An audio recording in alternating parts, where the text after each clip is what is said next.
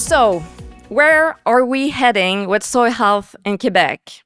Well, in recent years, we've seen several initiatives launched to address the significant challenges related to the health of agricultural soils in Quebec. The Réseau québécois de recherche en agriculture durable, of course, is one of them. But we can also think of the ESSAC or the federal government's Living Lab initiatives. For each of these major projects, a significant proportion of the budgets and funding and efforts also had to be committed to transfer and outreach activities with the aim of promoting the adoption of beneficial management practices across the province. And yet, we are forced to admit that the large-scale adoption of beneficial management practices is fairly slow and timid in Quebec, as evidenced by the ongoing withdrawal of land from perennial crops and the low rate of adoption of intercropping and annual cropping systems, such as exemplified on the slide. There have also been some major setbacks, such as the recent closure of federal government agricultural research centers and farms from Agriculture and Agri-Food Canada. So, given the importance of the issues at stake, namely ensuring that we can continue to feed future generations in a tense and changing climate and socio-economic context, what should we do now? So we increasingly recognize the urgency of the situation, and significant efforts have been made to translate science into recommendations. Yet, despite these efforts, actual change on the ground remain relatively limited. This brings us to a critical question. What is missing in the equation? What is the way forward to strengthen the science policy interface and truly scale up adoption? So to help us reflect on these questions, we are absolutely delighted to welcome two invited speakers from overseas who will share their perspectives, their perspective from their respective countries on solutions spanning research, policy frameworks, and the practical and socio-economic factors that influence beneficial management practices adoption. So, without further ado, it is my pleasure to introduce Claire Chenu. Bonjour, c'est un grand plaisir d'être parmi vous, de discuter, d'échanger devant les posters, d'écouter les présentations et puis de découvrir aussi votre belle ville de Québec. On a beaucoup de chance. Pour nous, ce climat aussi froid, c'est très, très exotique et ça nous plaît beaucoup. Voilà, alors je vais continuer en anglais. What I would like to share today is not so much results in the classical scientific science, but reflections and ideas upon the lessons learned when coordinating. So I was honored to coordinate a very large European research program, the AJP Soil. And I would like to tell you what that was initially designed to sit at the interface between science and policy and to a lesser extent, practice. So let me see. So towards healthy soils, insights from a European research program. So what is the AJP Soil? It is a public-public partnership where Europe and 24 countries united efforts to finance research with long-term objectives that were to increase the alignment of European research on soils and to contribute to farmers becoming more prone to adapt their agroecosystems to climate change, to contribute to mitigating climate change, and to be stewards of land and soil resources. So it brought together 24 countries and 46 institutes and universities across Europe over 5 years. Actually, we had expected impacts that were given us by the Commission, understanding soil management for a multifunctional soils, understanding carbon sequestration and its contribution to climate change mitigation, strengthening research capacities, scientific capacities and cooperation, supporting harmonized European soil information, I will come back on that, and fostering the uptake of climate-smart, sustainable soil management practices and developing region-specific fertilization practices. To go towards these long-term goals, what we did is that we set a diversity of activities that we organize along a knowledge framework. So we had activities that were knowledge development, organizing calls, financing research projects, knowledge sharing and transfer, for example, PhD schools, knowledge harmonization, organization, and storage. So that was all the work on SOL data and SOL monitoring systems and knowledge application. And what happened in Europe made us focus essentially on policy. So let me start with a very short snapshot of what is the current status of soil health and sustainable soil management in Europe. The Joint Research Center of the Commission has recently proposed a dashboard of soil degradation in Europe based on their monitoring system, Lucas, and on a series of indicators. So this shows, for example, here you see for erosion, of course, red is bad, you can guess. For organic matter contents, and for all degradations together, that soil degradation is widespread in Europe and is very unevenly distributed. And actually, in average, they concluded that 62% of European soils were degraded, that had more than one degradation process active, and significantly decreasing the provision of ecosystem services by soils. But you can see on these slides, so I think it's this one. Okay, so I should use this one. That the proportion is much higher for agricultural soils. At the same time, about this tool, it's not perfect. It's not perfect at all, even, I would say. But it has, what is really good is that it provides, some shared understanding and something to build upon, and it stimulated very strongly researchers to improve that and to improve the indicators. Now, what about, we have in Europe a wealth of knowledge, and it's the same here, I think, on sustainable soil practices and their contribution to soil challenges.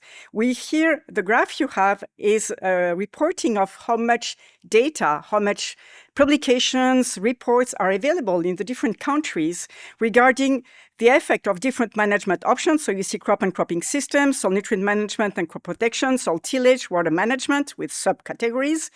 Their effect and show that they have positive effect on soil functions and on mitigating soil degradation. You see here the different challenges relative to degradation. So we have much knowledge.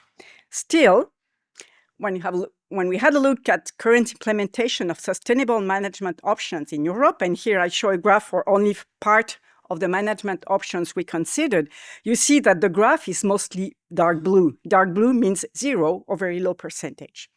So we have, again, this gap between knowledge and practice. It's not exclusive to Europe. I think you just stated a similar thing. It strongly resonates with what was just said for Quebec.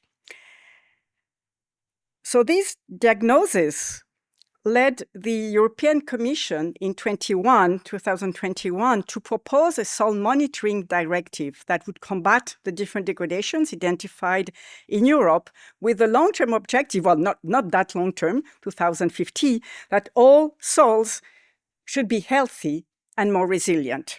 So very ambitious target. So this raises, of course, very concrete questions: how to monitor soil, what is a healthy soil, which targets and thresholds, etc. And a large chapter, well, the main one in the Soil Monitoring and Resilience Directive, states that every country, every member state have by themselves to monitor their soils. Every 6 years, they have to sample soils. They have to measure a series of indicators. Most of them are set in the law text, but some are open to member states. And from that, they have to evaluate soil health, so decide whether it's healthy or not, depending on the values of the indicators, and give the data to the European Commission for registries. And the European Commission makes measurements on land use. So this raises very critical questions. On which special units do that? What should be the sampling strategy? What should be the soil health indicators? how to set target and threshold values, and how, in the end, to evaluate soil health. So, of course, this required, in front of that, well, actually, we started several years before the law was proposed, but we thought that to sustain policy, there was really a need to know what was the state of play in Europe. So we started a number of, maybe it's not that glamorous, but it's very, very useful, a number of stock takes. And we systematically inventoried a number of topics. For example, what were the existing national soil data, whether there were formal or informal national soil data officers in the different member states, what were fertilization recommendations, what were the models used for carbon reporting, what were the soil quality indicators used by member states, what were the existing carbon farming schemes. And there's another. And a very important topic, what were the existing soil monitoring programs? We actually found that 19 countries had at least one soil monitoring program. Sometimes they have several because of regions, or they have one for agricultural soils and one for forest soils. But what we found was really not convergence, but rather quite a really strong diversity. Diversity in, of course, the frequency of sampling, in the layout, whether it was grid, whether it was stratified, in the sampling depth, as you can see here, and also diversity in the sampling strategy and the indicators, what was measured. So what is reported on this figure is with the colors. So green means that there is a very strong similarity. It's the same that in the soil monitoring law. What you have as columns are the different member states that have soil monitoring systems. And of course, if it's red, is that there's absolutely no coherence with what the soil monitoring law demands. You see that there's a lot of red in the graph. And a challenge is that most countries, well, they have invested for years, for decades, in their own soil monitoring system. So they do not want to change. They do not want to delete it, to start from zero again. So we saw it not as a negative feedback, but rather as a challenge that policy has to take this into account and to start from that there are already soil monitoring systems. And in fact, all these stock takes were used, in particular, this one was strongly used in the, I don't remember the name, impact assessment. That is the background document when you set a new, when you have a new role proposal. Now, next step was how do you do now to take decisions? And I will show you one example. Is that we did some collective work on how to set soil health targets, so the optimal value where you would like to go, and critical thresholds that demand action in particular. And we analyzed the literature, the gray literature, the scientific literature, and found that there were 4 approaches. The first one is fixed. If there are published and robust values in the literature that are fit for purpose, they can be used. This is very easy to understand by stakeholders. We found natural, that is, you compare your situation to a reference situation. For example, a permanent grassland. Distribution, this one appeals to scientists, but not at all to other stakeholders, is that when you have enough data, you analyze the statistical distribution, and then you choose values in this distribution. And relative change, so for example, it's based on the current soil condition, but you set the target is an increase. For example, the 4 per mil initiative has as a desirable target that soils would increase by 4 per mil per year their carbon content. And actually what we did, so we discussed the pros and cons, the strengths and weaknesses of these different approaches, and we tested them on 3 different territories: Jutland in Denmark, the Po Plain in Italy, and mainland France. And I will show you the results. For example, for the fixed approach, so we took data from a European Environmental Agency report, and you see the presentations for thresholds, so below and target, what you want to reach. And if it's below the value that is desired, it's in red. So you see. Then we use the comparison to a reference to a permanent grassland. You see that the distribution is different, but more or less the surface area of the red is the same in all countries. We found here a problem. In Jutland, there's no permanent grassland. So it shows you the limit of this approach. So we had to choose a temporary grassland to do so. And threshold, so here we use the statistical distribution. Well, what you see is that the distributions are different. And we cannot tell that there's not a good one and a bad one. It depends on what you have.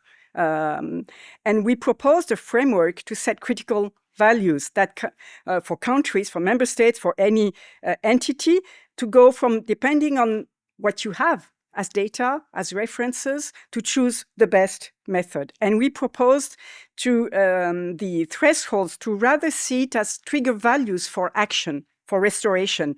And the concepts of operational trigger values and target values actually have been included in the second revision of the law proposal. Maybe I'll skip that one. Now, so we aim to have robust knowledge, to propose criteria for action. Then what we did at the same time were European-wide consultations on adoption. And for example, one of the questions we had is how important are the following undertakings to improve soil knowledge?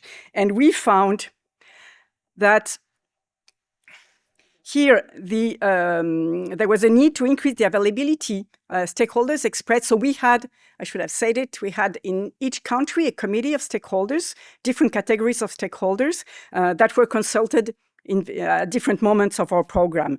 So what came was the availability of information, of scientific information to stakeholders and to policymakers was evaluated as not being enough. And when considering the different barriers to soil knowledge application, of course, comes first, it's below, the fact that yields may not respond to different changes in practices, that there are economic limits, that there may be structural and institutional limits, but also lack of communication between scientists and practitioners, lack of communication between scientists and policy makers. So definitely, there's a need to go from knowledge to collective capacity to make this knowledge better shared. What we did different things in our program, and we learned by doing, actually. First, that we had the intention from the start, and we understood how important it was to make everything available. Open science now, of course, it's everyday knowledge for young scientists, but it's not in many cases. So we set a metadata catalog of all national soil data, so it's fully available now on our website, through our website. We constructed an open source metadata sets of running European midterm and long-term agricultural field experiments. So we had 240. So it's only, at this stage, it's only metadata, but that's enough for scientists to select, okay, where it is best that I do my research on the effects of no tillage on infiltration, for example. And I show you one graph here. I think it's I like this one because it shows the evolution of research themes in newly started long-term or midterm experiment. And you may see that the pink and purple appear very recently, and this corresponds to agricultural systems, cropping systems. So there's a tendency, and we need that, not only to analyze practices in isolation, but systems, which are combinations of practices. So yes, developing open tools, shared tools between different stakeholders. I told you already, yes, we implemented what we named national hubs that are new instruments for national stakeholders consultation at the science policy interface in particular. So these stakeholders existed in each country, were each time under the responsibility of a ministry, because we had program owners in ministries.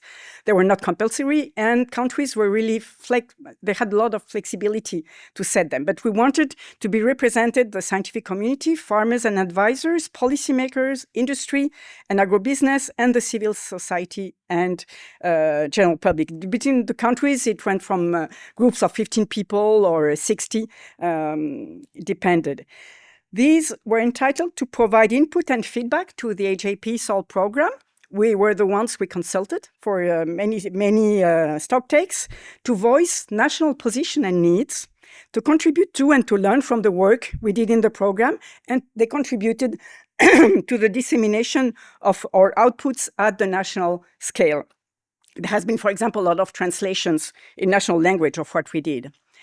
What we also developed, and this was really the learning by doing, was a progressive and collective elaboration of policy-relevant synthesis and messages. On different topics, we identified demands driven from policy stakeholder needs. We then identified in the program who could answer projects, work packages. We brought together the different experts to collaborate on elaborating, okay, what do we know? What can be a cohesive message?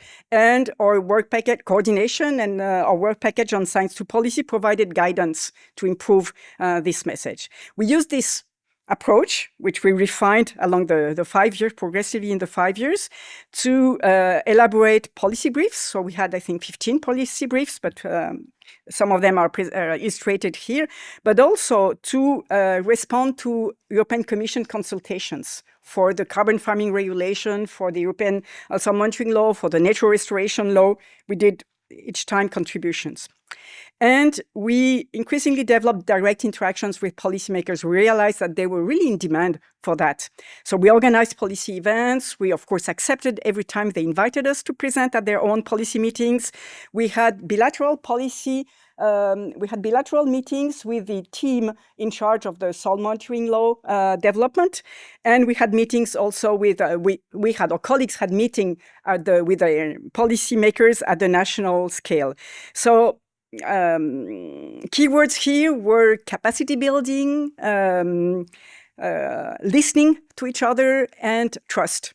And of course, there was no overnight agreement. And we still, for example, strongly disagree on some technical points with the team that is in charge with the law. But this really allowed to progressively understand our respective languages and to understand also the positioning of the different, it's not the same when you're a policymaker and a scientist.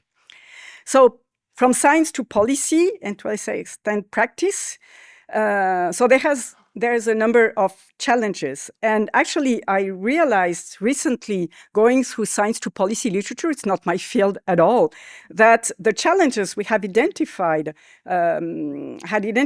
correspond to concepts that are very present in the sustainability literature, that producing knowledge that is scientifically robust and usable is providing credibility. Turning knowledge into decision support tools is salience, relevance for policymakers at the time when they need it. And that there's a need also to go from knowledge to collective capacity so that there's some shared language that can be shared knowledge that can be co-developed. This is legitimacy. And this was and still is really a learning process, and it's very challenging for scientists. And the challenges, I think, specific for scientists are that we need to understand policy needs. They're different from ours, definitely.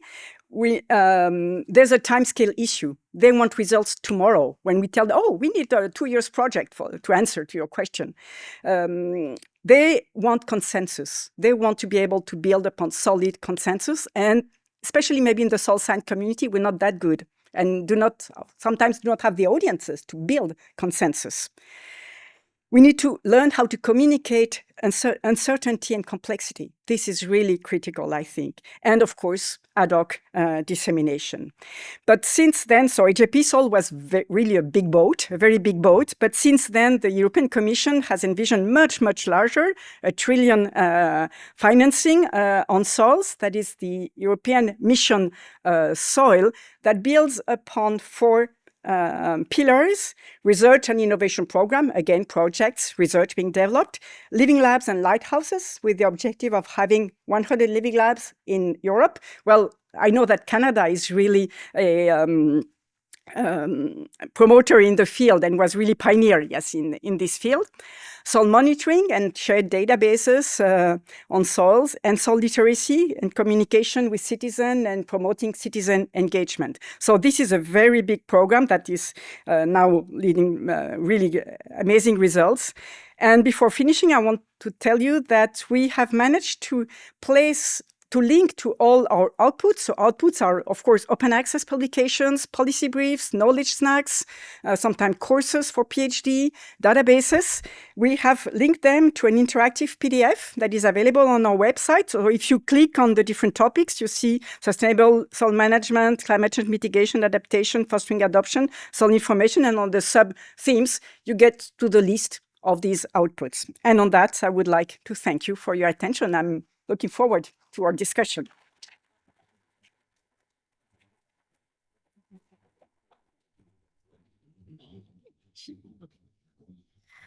Thank you so much, Claire, for this very insightful presentation. It's truly inspiring to see the direction taken by the European Union and the actual actions taken too, because it's not only about thinking and making science, but taking on actions to start acting. Taking out actions to actually make a change. So we now turn to Australia, a country that has been a pioneer in the development of public policies aimed at maintaining and improving soil health, particularly through soil carbon sequestration initiatives. Lachlan will present a different business model, grounded in regenerative agriculture concepts and enabled in part by the structure of Australian public policy. He will offer a clear, field-based perspective on the levers and barriers to adoption faced by agricultural producers, as well as fresh, out-of-the-box ideas. It is therefore my great pleasure to introduce Lachlan Graham. Thank you, Marie, and your colleagues for inviting and hosting me this week. Very excited to be here to present our story. And I've been instructed very clearly and now multiple times to speak slowly, clearly, and drop my accent, which is a challenge, but I'm going to try. So I'm going to give you a presentation of the Australian market itself at a high level, and then fresh earth agriculture, and as Marie just mentioned in the introduction, Australian Beef and Land Company, which it all flows through and there's very synergistic about making changes of practice on the land and then improving the outputs of that rural regenerative agricultural enterprise through the generation of Australian carbon credit units, biodiversity credits, and the actual general output for us, that is beef and lamb and livestock. For other properties in time, that could be, cotton with fibre trace or cereal crops, etc. I guess when you look at fresh earth agriculture, we're really trying to value that regenerative impact at the lowest cost, at the highest impact, and make it as scalable as possible to improve adoption and really make a global impact in how we're operating on our systems, but something that can be incorporated globally. So in terms of Australian context, it's a very challenging landscape. We have a very arid country, as you will. If you look at this snapshot of Australia, you can see in the green is really the productive areas, somewhat, of Australia. You can see the landmass is large. It is, I think it's the 6th largest country in the world. I believe Canada's 2nd. But you can see from that landscape, there is a very large native grass. Even the white is almost like arid desert. Very unproductive landscape in the middle of the bulk of the country.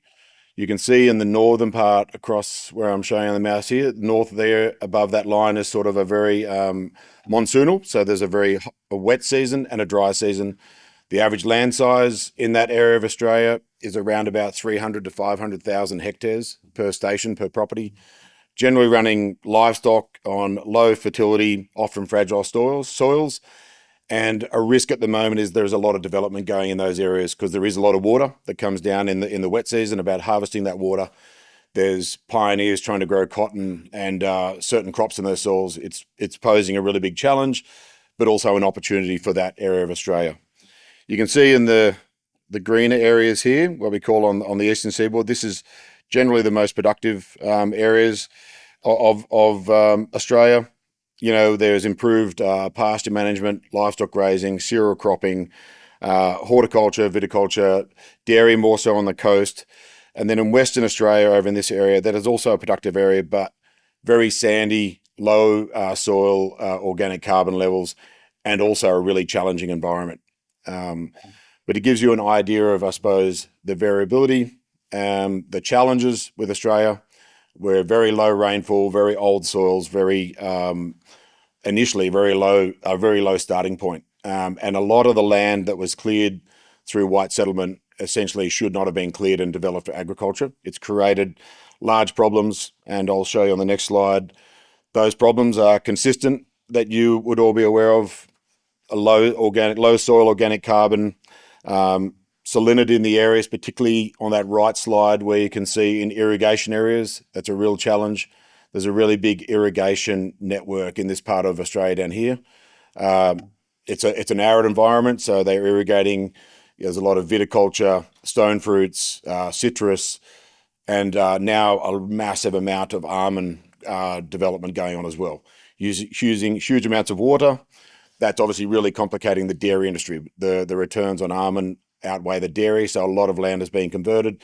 Again, it creates a whole amount of problems where commercials are outweighing the damage being done to the environment, particularly on the water system. Erosion risk, also another challenge. It's heightened by droughts, bare ground exposure, intense rainfall events that we're seeing more and more common, extreme heat, extreme wet, more cyclones, more intensive cyclones. And these rainfall events are stripping topsoil, degrading land value. Sedicity and dispersion is obviously the other challenge being faced. And talking to Marie yesterday, that we do have other challenges such as compaction from cropping, but also overstocking rates historically for the last 100, 200 years. Moving on to probably some positives in the market is Australia has been one of the oldest, I suppose, regulated and most regulated carbon markets in the world. I'll refer to them as an ACCU. It's an acronym for Australian Carbon Credit Unit. The ACCU regulated markets were established in 2011, so reasonably mature now. It's a financial instrument. It's recognised. It's traded. It is recognised as one of the highest integrity credits. You can see in the initial graph there on the top along here, you've got a carbon credit unit, which is the scheme. You develop the methodology, you do the implementation, you would generate a carbon credit. They are very difficult to generate, as you appreciate, and they trade at different levels. So a generic ACCU is trading at $37.50 in today's market. A soil carbon ACCU is trading at a premium, approximately $50 per ACCU, and environmental plantings, reforestation credits are trading at around about $58 to $60 per credit. So following 2011, again, to Claire's comments before about regulation, legislation, government control, changing governments in Australia, we have a 4-year cycle of a government. You have a change in government, you then have a change in policy that then can really slow down momentum that has been gained with progressive policy. In Australia, we've had a review from 2011 and 2014, and then a further review in 2022 and 2023. But at the moment, it's now moved into what we call the Clean Energy Regulator here, which are responsible for regulating all projects. And out of the entire project, there are projects across human-induced restoration, avoided deforestation, naturally soil carbon, and environmental plantings. Myself and our company specifically, we're focusing on soil carbon, reforestation, environmental planting. So planting native trees, not for harvesting timber, but for reforesting areas, which I'll move into further slides, and biodiversity. Now, moving on to biodiversity, which you can see below here, the Biodiversity Conservation Trust is more of a state-based scheme in Australia. It's a lot less mature than the carbon market schemes. It's really a compliance market. You are developing a biodiversity credit via establishing a stewardship agreement and essentially locking up some native forest in perpetuity. So you have to make the decision to lock that into a conservation trust. You make the conscious decision to do that. You can never sell that land again. You work with ecologists, you identify all of the species credits, the ecosystem credits, and then you need to actually physically find the buyer for those credits. So it's a very unique market, and you need to sell those credits within the biozone of where that stewardship site is located. So they're a like-for-like credit. Now, the current approval process in Australia is that a development such as a rail network, a freeway, a mine, a renewable energy project, they have to retire every single credit, whether that is a vegetation or a species credit that they disturb or destroy in the development of a project. And so to do that, they need to buy their own forest and lock that up in perpetuity, or they come to someone like us and we develop a site for them. We then maintain that on an annual basis. You have to maintain that for weeds, for feral animals, for fire management, all the things. So you're essentially the custodian of that state forest. And if you sell your land and the farm and you have a stewardship site on that property, it can't be sold. And if the new landowner doesn't want to be responsible, the government then steps in and they pay their own people to come and manage that site in perpetuity. So personally, I think it's a very good scheme. The sites that we have developed, which I'll get into a case study shortly, are generally unproductive land that is an established forest that needs to stay as such. So for me, it's a great way to turn that into an income generating annual basis, because you're paid an annual fee, but equally you have the opportunity to monetize some significant funds up front that you can then use that capital back into your farm management plan and make it more drought resilient. An important thing, I think, talking to Maria, was the barriers to adoption, which are pretty consistent, I think. When we look at it in Australia, the majority of farmers perceive startup costs and the unknown outcomes to be too challenging, specifically with soil carbon. As you know, we have droughts in Australia. We have them fairly consistently, like within every 5 to 10 years, you'll have several dry years, and you need to manage that, particularly in certain areas.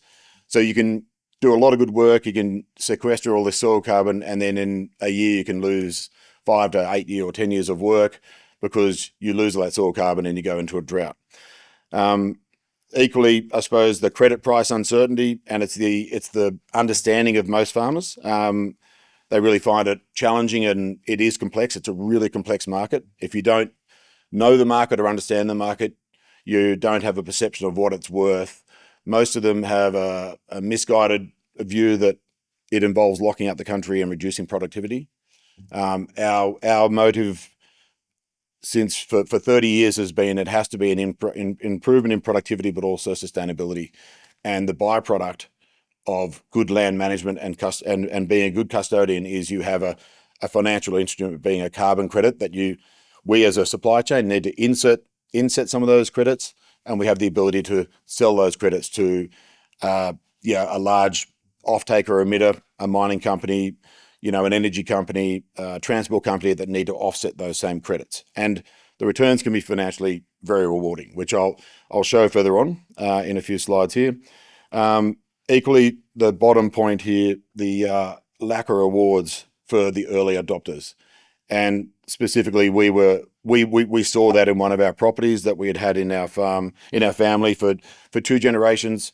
We'd been running that sustainably for 20 or 30 years before the market was developed, and all that good work is lost. And so I have a lot of friends and colleagues who are disincentivized with the scheme because they are not actually able to get rewarded for the work they've done to date. And you'll see that in some of the case studies I show you, because we are actually targeting naturally land that is underinvested, has challenges, and we know we can get a big turnaround, make a bigger impact, create a larger delta, and return a better return for investors.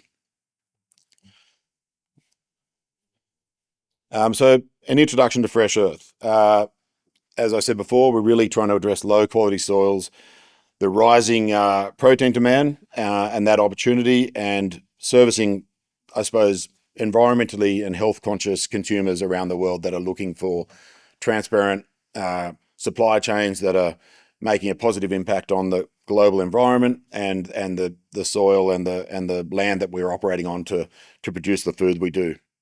We've got a farm like an investment portfolio across New South Wales and Australia, and I'll show a map in a minute where that's located, where we identify and target properties where we can stack projects. So we try and be diversified in our approach. So we have a soil carbon project where we can. We have a reforestation project, ideally on the same property. Biodiversity, if it's commercial to do so. If there's opportunities for renewable energy generation, we'll look at that as well. And that gives us some, I suppose, diversification and risk mitigation. It's a challenge to find those properties. It's a unique skill set. And right now in Australia, it is what I would call a race between corporates, carbon developers, private equity firms, and people like ourselves who are trying to do it ourselves, but also do it on behalf of other farmers. Interestingly, like two of the largest carbon developers and owners of ACCUs in Australia are owned by private equity firms out of the US.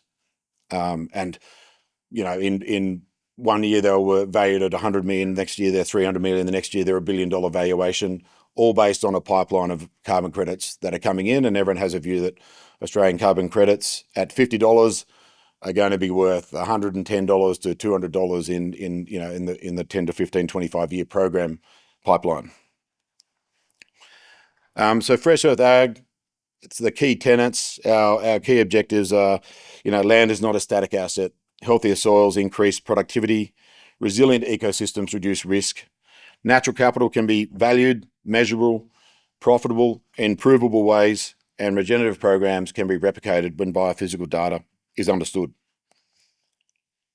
If I look at the change of practice, we identify the land assets, we implement the tailored regenerative interventions, we work and collaborate. I think it's really important, which within Fresh Ag, we are very transparent, and we're about trying to create a circular economy where the actors, we call them, be agronomists, biodynamic fertilizer suppliers, the land custodians, the off-takers, everyone's involved, and it's a circular economy, and they are actors within a system that we all need to make sure that the funds are retained in that economy so that those impacts can be then scalable. And most of, if you look at the alternative carbon developers in Australia, they take anywhere from 35 to 80% of the carbon outcomes as a commission. And in the early days of adoption by farmers, they really got disadvantaged and sort of poorly treated, and have now in programs that are 25 years, and they are stuck there with a corporate fund taking all of the benefit out of the projects that they are implementing. Naturally, that is very disincentivizing.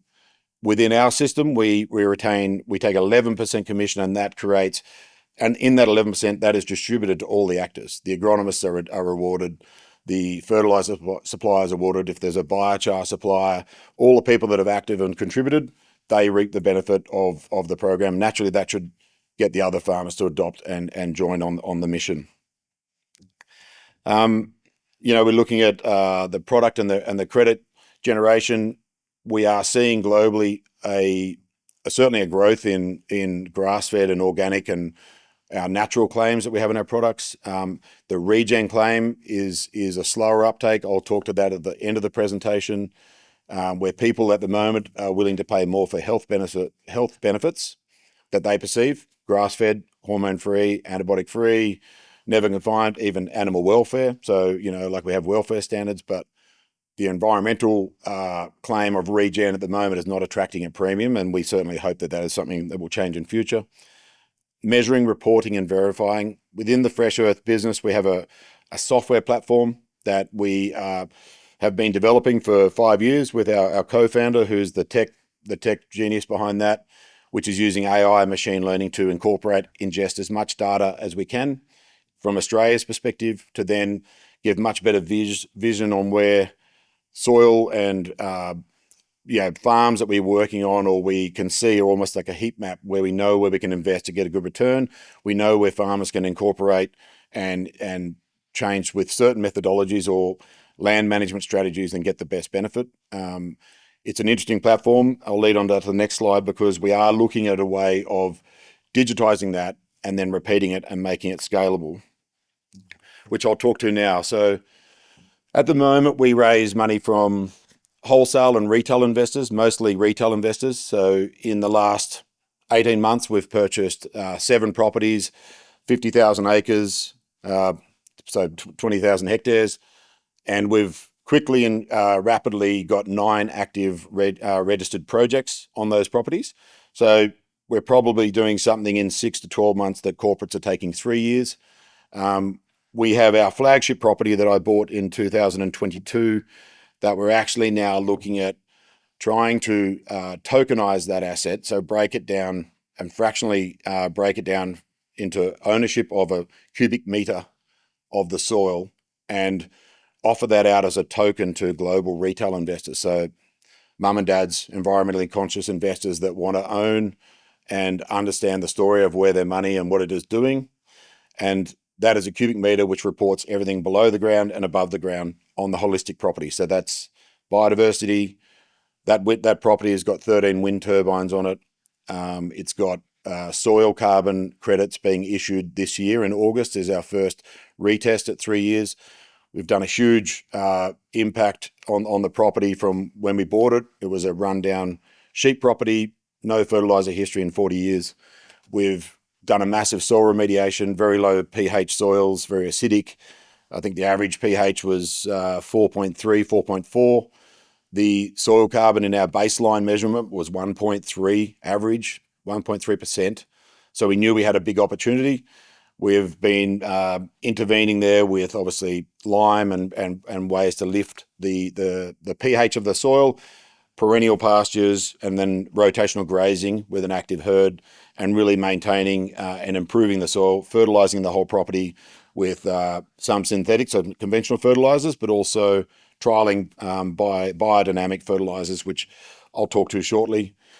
We see it as a really good opportunity. We're in the process now, I think within the next 3 to 6 months, of being able to offer that as a fractionalized token to try and sell over 18 months to really then, at a high level, have an asset that is owned by the people, that is healing the planet and is growing the food that is healthy to basically holistically heal the people. It's a movement. It may be ambitious.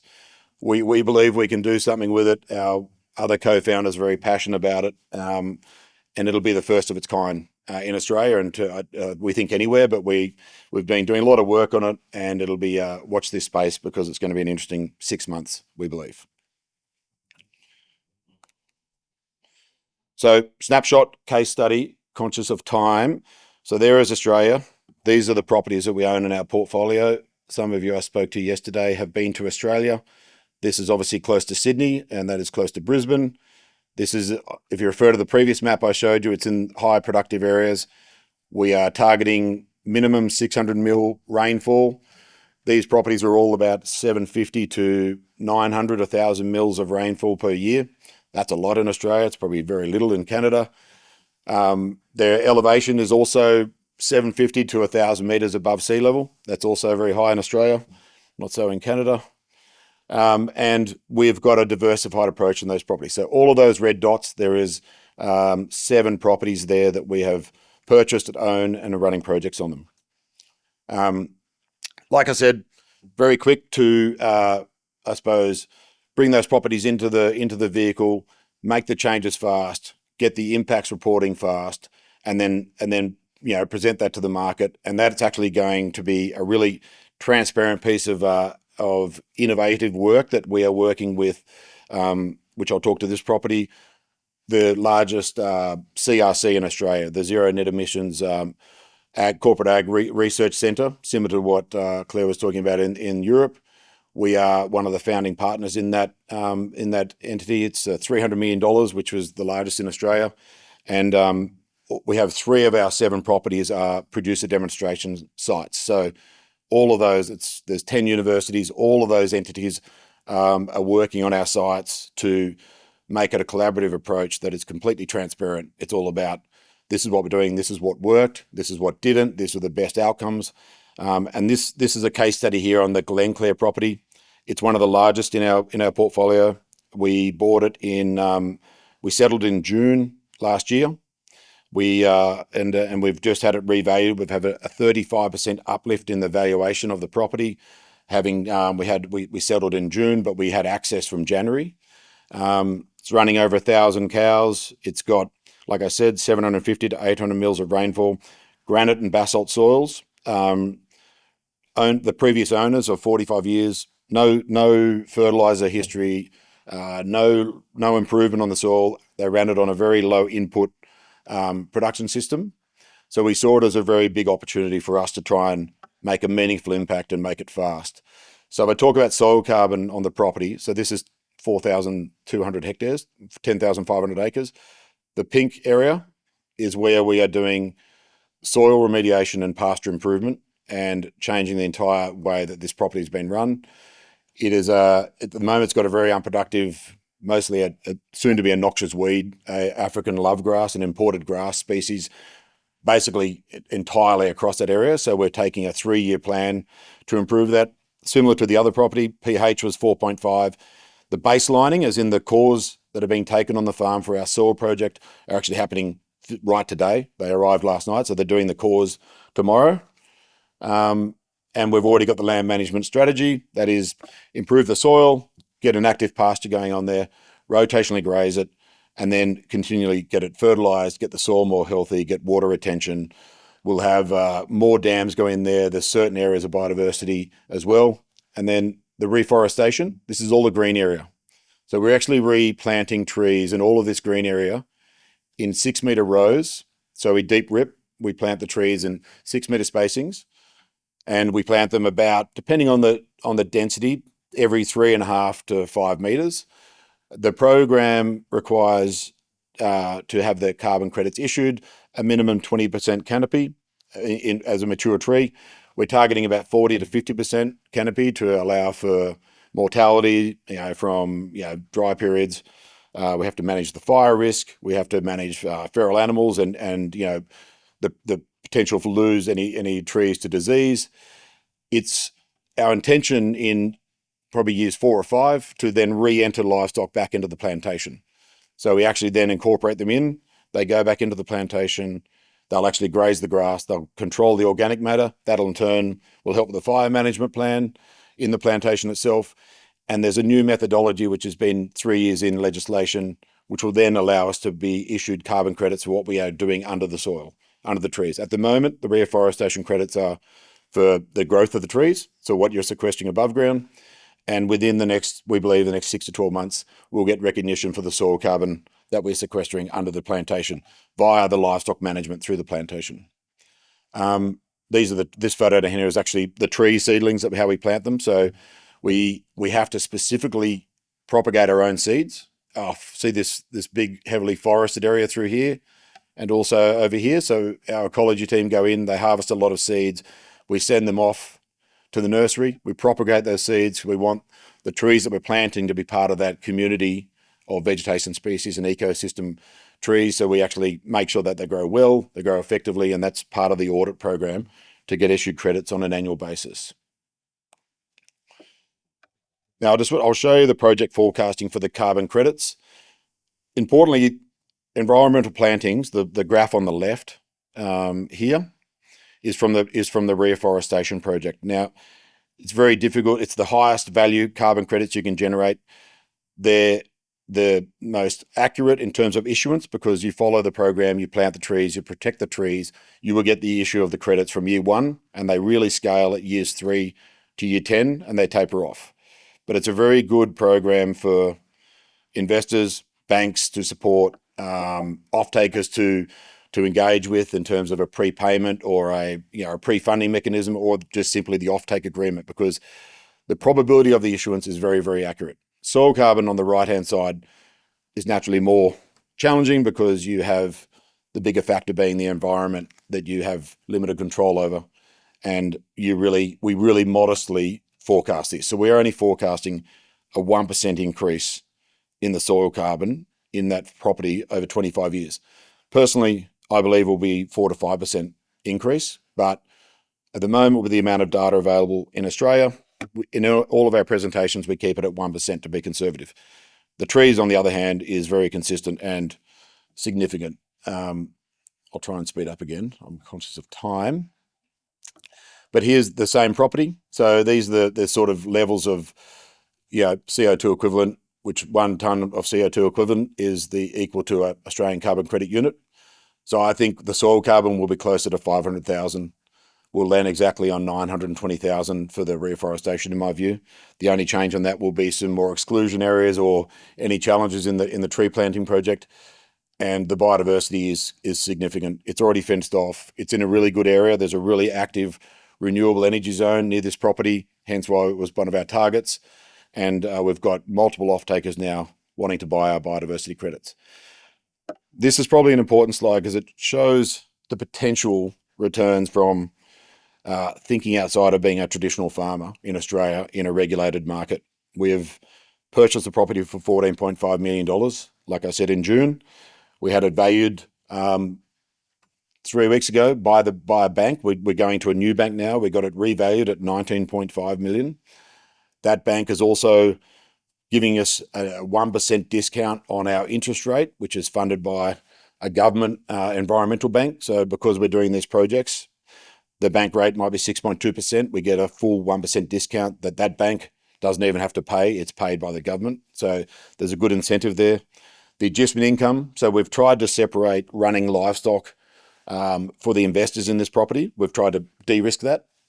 The adjustment is run by the meat company, Australian Beef and Lamb Company. They are paying the adjustment. They're running the cattle in there. Those cattle are coming off that property and going into a supply chain as regenerative raised, sustainable, natural product. If you look at the amount of the environmental plantings credits, it's huge. It's 51.5% of the total revenue. These are over 25 years, and that is modelled on today's price at a simple index of 4% increase for the carbon credit price. Now, that carbon credit price could be significantly higher for these credits over that 25-year period. Soil carbon, like I said, very conservative in terms of the increase. That number could be 5 times. And then the biodiversity on this property is also significant. 1,800 hectares of now forest that we're going to put into conservation forever and lock that up and protect that. It's important to note that that land then is no longer sellable by the current investors. So that revenue on the biodiversity credit income has to compensate the reduction of the available land that the investors then own. But I also look at the soil carbon projects as the biggest contributor to the compounded annual growth rate of that land itself. You've got to look at it not just about generating carbon credits. The soil carbon is really improving the property. It's improving the productivity.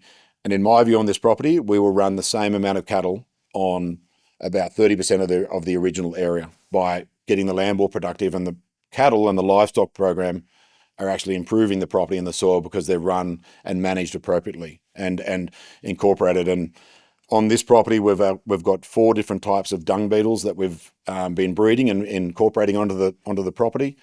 Dung beetles have the ability to take the manure from the cattle and they can bore it down up to 1 metre into the soil. So they're taking that organic matter, they're boring it down. That's what they do. And it actually is having, the data showing they have a really big impact on scale. So we're doing everything we can with these properties to try and get the best, I suppose, outcome so that we can then share that with industry. A few images here. The baselining, we do physical cores 1 metre deep for our initial soil sampling tests. So we're not using at the moment, we do use LiDAR flight, we do fixed wing LiDAR flights, we do a lot of data work, but we do physical cores in a stratification that we design that then is a random assessment, and then you reassess that at your next assessment. Most people do 5 years. On some of our properties, we're doing a 3-year retesting.